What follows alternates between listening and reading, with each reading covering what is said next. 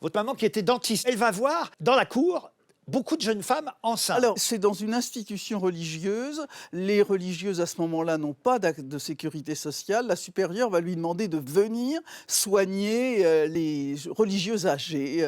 Il y a une section maison de retraite. En regardant par la fenêtre, elle voit que dans ce cloître, en contrebas, il y a des jeunes filles toutes enceintes.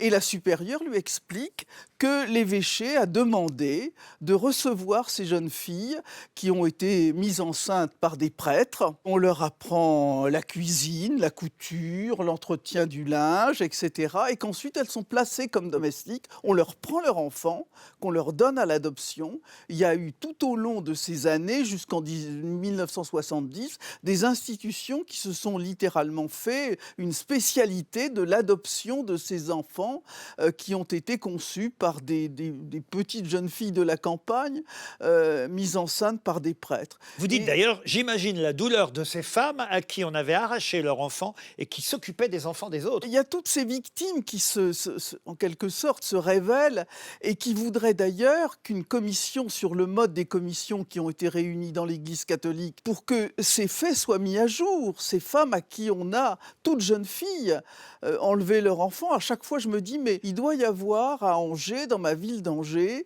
des gens qui pensent qu'ils sont issus d'un ménage bourgeois et qui sont en fait le fruit d'une petite jeune fille engrossée par un prêtre.